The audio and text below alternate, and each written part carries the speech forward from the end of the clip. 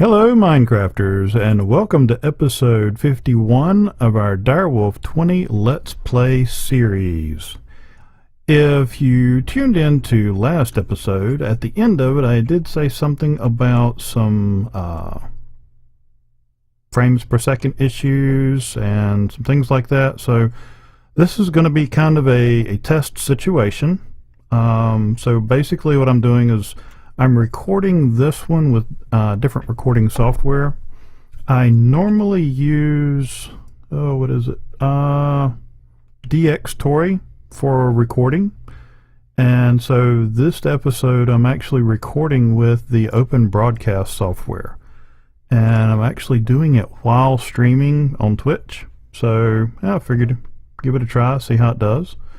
And what else? Also, I have moved my world to my dedicated server to see if, helping spread the processing amongst more than just my computer here in my office.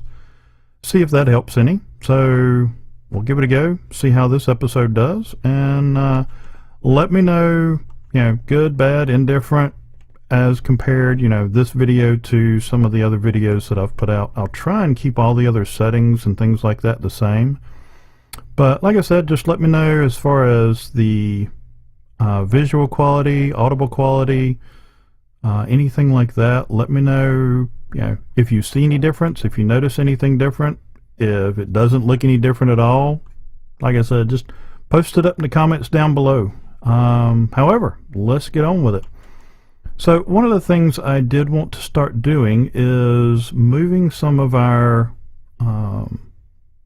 storage from Applied Energistics to our new system and start getting some of our automated crafting and things like that moved over. There was one other thing that toward the end of the episode, or last episode, episode 50, I mentioned. In the interface terminal here, where you can see where your interfaces are linked up, like we've got 8 on alloy smelters, we've got the 5 for the inscribers, and then the 8 for the molecular assemblers, and then the 8 for the sag mills. Now, we're not ever going to put anything else in these slots. This area is pretty much done. So there's something that you can do on the interfaces here, and that is where it's the second tab over here. It says show or hide on interface terminal. So if you click it once, so it's got the little circle with a line through it, it will not show. So what we can do is just go through here and cut these off. Let's see, I think that one's up top. And that one's there. And there. So now those 5 should be cut off and actually should not show here anymore. So now we go alloy smelter, molecular assembler, sag mill. So none of those on the inscribers show anymore, so we don't have to worry about those getting in the way or accidentally dropping patterns into the wrong areas there. So quick tip on that. Just to kind of finish out our little inscriber automation that we started on last episode. So I'm going to start getting some things moved over here. And there's a couple of things that I want to do. First of all, one of the things that I normally do is I will try and format some of these. So if you notice on this one, it is it states it's partitioned, included, precise. So I'll show you kind of what that means by showing you what all is in it. And we'll go ahead and take that one out. We'll put that one in, and this should be pretty much all of my ingots. And I just want to, by number of items, that. I just want to see the stored items. Now the reason, as I have said, that this one shows up is because that is over here in our minimums. So disregard that one thing here, and the rest of this is what's on that one drive. Now, the way that is, wait a minute, do I have redstone on that? We're getting ready to find out for sure. Now, if you look down at my hotbar, I've got an ME IO port, and I've also got an ME chest. Now, the ME chest is kind of neat in that one, you can use it without using a channel. The trick to that is it can't be on the actual network. And what I mean by that is this. Now, we're using the quartz fiber here to get only power and to keep data from going back through. And the way you use this is on the side right here, you right click to open it. And so once you open it, you can put a storage cell in it. So once you put the storage cell in it, that's all you can do from this screen. I mean, you can change your priorities and stuff like that, but that's pretty much the only thing you do from the side. The rest is done from the top. And so that's kind of like opening the chest. And so you can see what is actually in it. And yes, I do actually have redstone in here. And so this will tell you what is in a specific drive. So if I take that out and put this one in, right click on the top, then we can see what's in that drive as well. But what I use this for is formatting.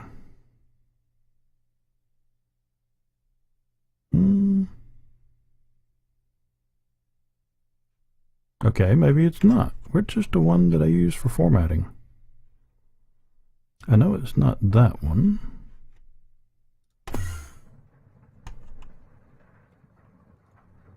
That's the one I use for formatting. Okay, so that's the one. So give me that, because that's actually the one I want.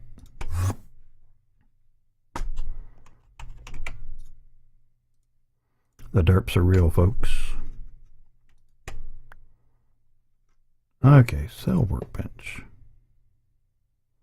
And I guess you don't need power. So, no worries about that. Sweet. Alright, but anyways, we want to right click on this, and we'll take our storage, put it in here, and this shows items that are currently in here. And so right now you can clear the config, and when you hover over this, you'll see on the fourth line, partitioned dash included precise. Well, if we do that, it should take that away. So now it no longer is partitioned, and we can put anything in this. Now the next thing you can do is copy mode, and that should tell you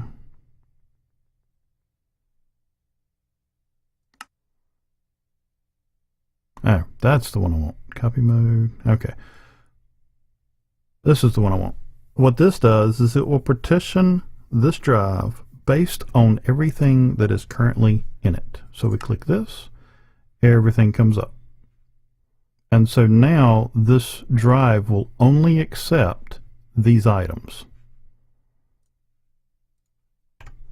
And so now we can take and put you right there. Now, next thing I'll do is on the priority, I will always turn the priority up on the ME drive that contains any of my partitioned disks or cells, just to make sure that when things come into the AE system, they'll look there first. Now, I think it's smart enough to know that if all these are set the same and you have one that's partitioned for something particular, it will automatically go to it anyways. I just like using the priority to make sure. Next. Something to keep in mind. I currently have a mine running. And with this mine, you see the ingots that are being processed. So I've got gold ingots and different things like that coming into the system. Well, the drive that they normally go in is down there. So now within these drives I have other ingots and other such things.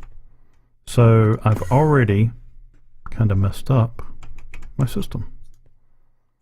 But I'm going to show you how we're going to fix that in just a minute. So I want to put this back up here. And I'll just, well, I don't need to worry about that one right now. So let's see, I don't know. Okay, that's actually some extra patterns. Well, they're not extras, they are patterns that I had to take out of my interfaces because I needed the space. And yeah, I was looking to see if I had done all of these, but I have not. So give me a minute. I'm going to set up so that I can make some extra drives, and we're going to start moving a few items over to our other system, and we're also going to move, let's see, I believe it's here. Yep, that's where our sorting system and all that ends up getting imported back into our AE system.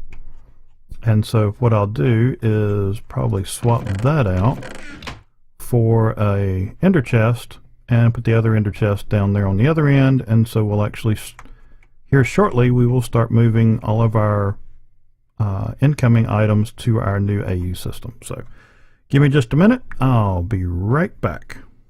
Okay, and we're back, and I think I know how I'm going to work all this. So first of all, this is where we get from our sorting and our automated pickaxe with Fortune 3. All of those materials end up coming down to here into this little gold chest. And if you watch here in just a minute, there should be, oh, there's the ingots and a potato. And so anything from the mob spawner, the mob juice farm down there, anything from the quarry, anything that comes in through my bag, any of this stuff that does not somehow go into that storage up there, for it to actually go into the ME system, goes through this gold box. So what I want to do is I want to get rid of that, and I'm going to place an ender chest. Now, one of the other cool things about the ender chest, not only can you set channels so that this one talks to that one, but you can also have things over it. So for instance, if you'll notice, the blue pink or the blue white pink one here has solid stone above it, but it can still open and close without any issues. So I can put that right under the inscriber there, which will end up coming out eventually anyways, but for now it's a good place for it. And so this will start collecting items, and what we want to do is we actually want to take that out. And what we have now done is we have eliminated the ability for the AE system here to import these items like that. So they're just going to sit there for now until we go down here. And so what I want to do here is I'm going to take its mate and place it there. And so you can see the items that are starting to collect up there, the processed materials, the mob drops, stuff like that are starting to collect. And we've got one channel free on this line here. And so what I want to do is I'll take an import bus and place it there. And then we'll take and run a smart cable to it. And so now that should be importing all of this into our AE system. And while I've got this here, I'll go ahead and that might be enough. Yeah, I think that'll be plenty. That way, now all of those items will now be coming into our system here.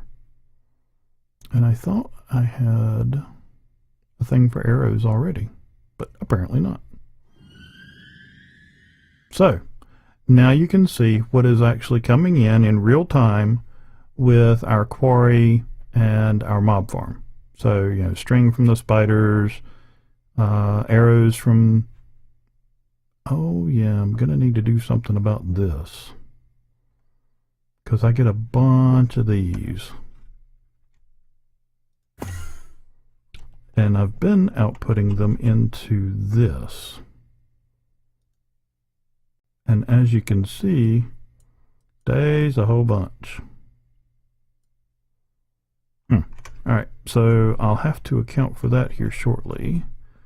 And I think just for ease, let's cut this off for a little while. Give everything down here time to die, but leave the lights on, that way we don't have stuff spawning over here. And that way I'm not collecting quite so much. That way I'm not collecting quite so much miscellaneous stuff. And I don't want to be here, I want to be over here. Okay, so process of moving. We now have everything from our quarry coming into here and importing into our ME system here. So we want to start looking at getting everything else moved over here. One of the things I want to do is I want to put in the ME IO port. And I do have one more channel left on this. Now, because of what I'm getting ready to do, I will not be able to extend this like I had showed last episode. Whereas I can take a storage bus, put it on the back, and then an interface against it, and do another set of 6 of the ME drives. If I need to do that in the future, I can pull this off. But for now, I'm going to put the IO port here, and then that will use my 8th channel. But what this is going to allow me to do is take, let's see, first of all, let me go get my formatted one here, because I shouldn't have anything else coming into this system right now. And so I want to put my formatted one here, like so. Make sure that's high. Any of my others, I'll just put, like I'll take my empty one and put it there. And so now what I want to do is I'll start bringing these in. Okay. Do I have any that are... Let me do the ones that don't have quite as much in them, which they're all pretty close to full. And instead of just dropping these straight in, I want to go ahead and grab that one out too. Instead of just dropping them straight in, I want to make sure they're all condensed. So I guess this is kind of like running F-disk on your computer. And so now that I've pulled that one through, and just keep on doing this basically until it stops, because once it stops, that means it has filled up. So then I'll take an empty one, throw it in, that'll start going. So basically I'm just taking everything out of one of these and putting it in down here. So what this does is it kind of resorts everything, kind of like running ScanDisk on your hard drive. It can be a little bit slow, but I mean, it's, well, I guess I can fix the little bit slow. And I'll just go ahead and put the empty one in there once I'm done, because these are pretty full. And as you can see, acceleration cards make a difference. And I'll go ahead and chuck that one in too. But I'm not going to put it in there yet. Alright, so see, I've actually freed up enough space to cover that. So we'll go and grab a few more of these.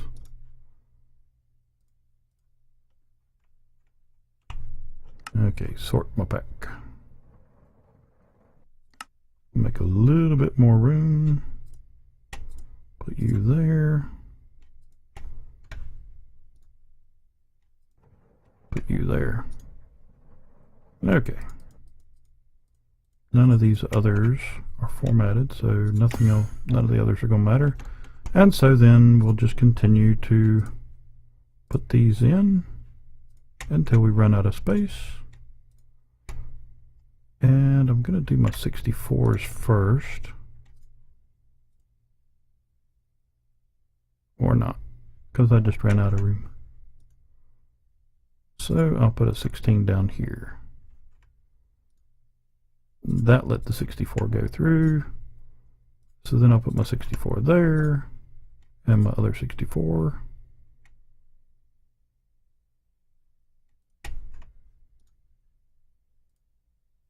Like that.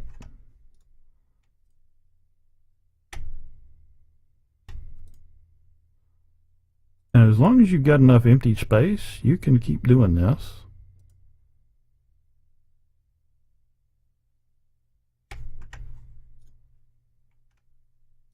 Actually, I'll take that one out. Put you here. Put that one there.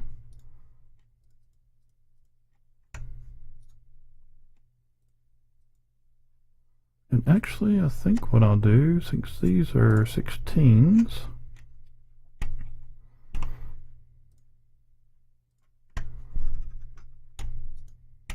I'll take these apart.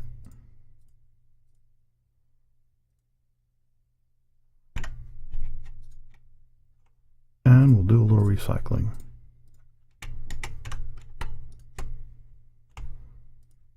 It's basically just a shift right click.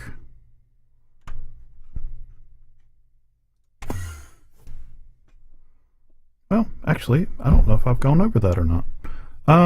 When you have a drive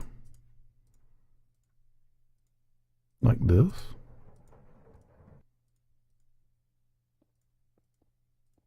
okay, so when you have a 16K drive, or actually any of the drives, as long as it's empty, you can put it on your hotbar, put your mouse over it, so you've got it in your hand, and shift right click, and it'll take it apart. So you can take your 16K back out of that drive.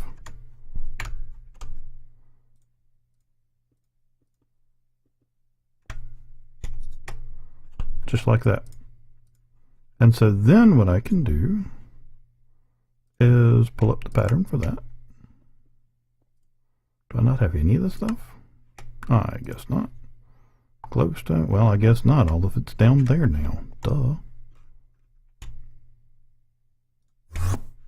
Okay, so I want to come here and I want to craft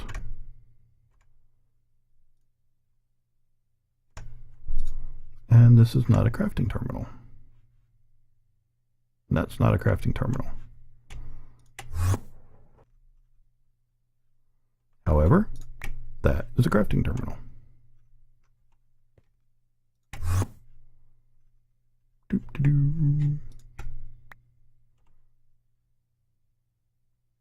Okay, that's the crafting terminal. Put that there. Now I can do it. Okay, so we'll get that put up there. We'll put our 3 in here and take out the 64. Now what we can do is we can take one of our used housings over here that the 16 was in and put the 64 in it, and we've got a 64K drive. So, quick tip on how to recycle. So I can actually come back in here, take those out,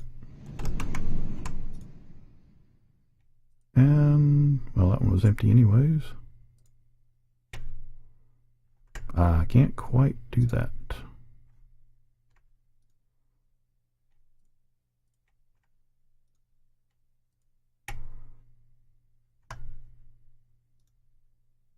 Okay, so not quite freed up enough. I was going to see if I can make one more 64K out of that, but no, not quite. So I'll take that one out of there, put it up top there, and the other two empty 16s here. So now we now have the vast majority of all of our storage down here. About the only thing we're currently lacking is everything that is stored up there. Now, unfortunately, that includes all of our major bulk stuff. So anything that still shows an inventory here, which is this, is pretty much all over there, or kind of like we were running into with the silicon over there, here. And that's why the ME drive went here, because I put it into the system but didn't have any storage cells. So, but that's okay, because pretty much anything that doesn't hit our mass storage up here is going to filter down to our ender chest, which is then going to hit this ender chest, which will then get imported into our AE system down here. So what I should be able to do, and actually what I'll need to do, is go up here, come into here, and I want to get the items or the patterns that I need.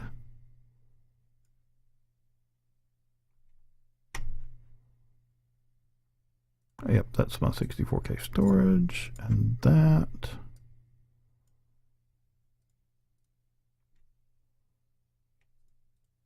Swap you two around. And I think that's everything that I need pattern-wise.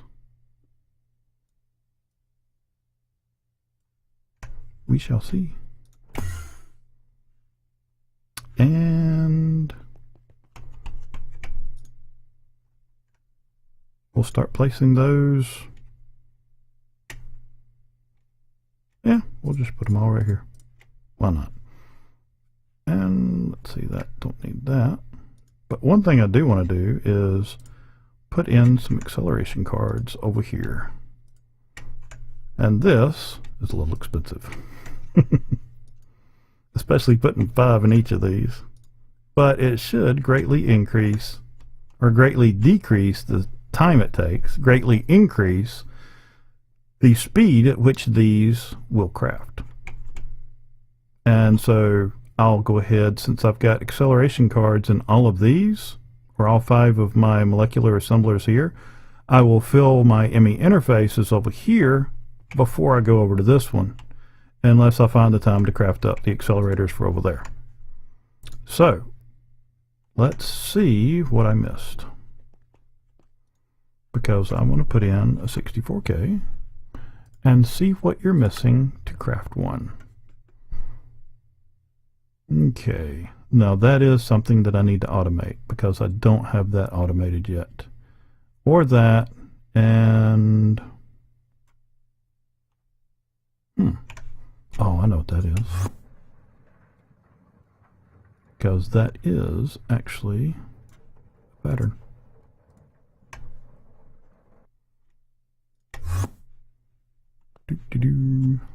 And you I'm going to put here. So now I should only be lacking of 2 items.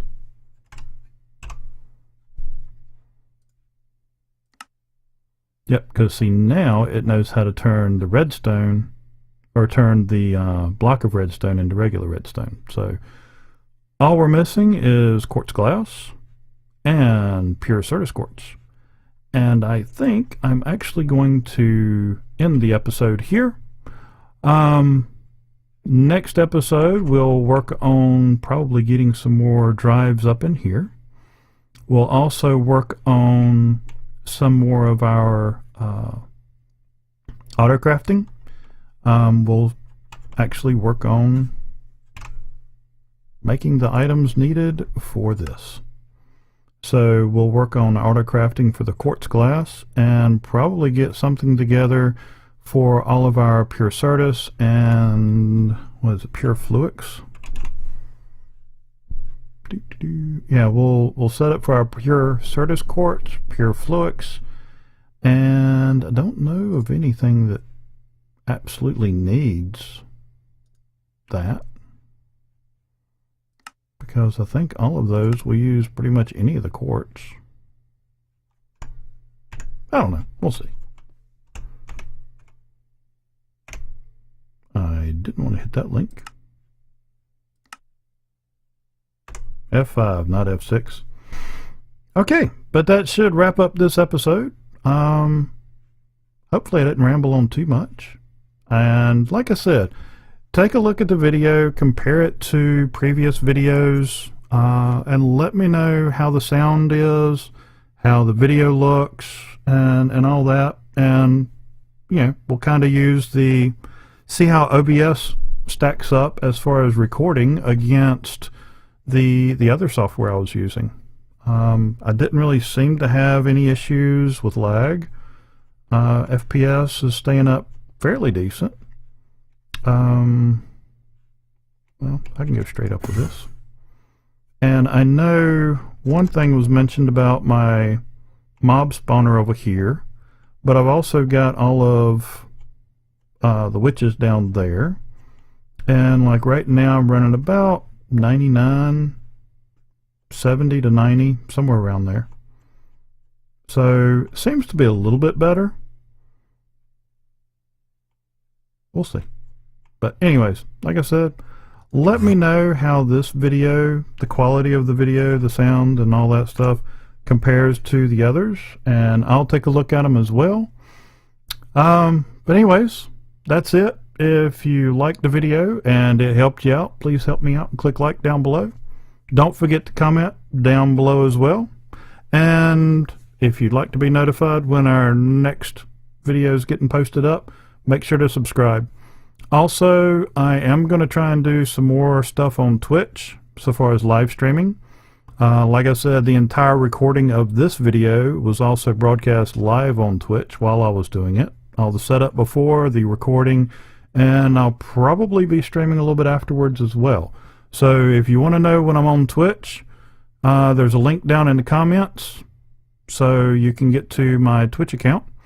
There's also a link to my Twitter down there as well. When I'm going on live stream, it goes out on my Twitter and it goes out on Twitch. If you're following me on Twitch, I think that's how that works. But anyways, I'm going to try and do this dual out and see how it works out. So, you know, hopefully one can feed the other and back and forth. But anyways, I'm sure y'all don't really care about that. Take care. God bless. Have a good one. Come back and see us.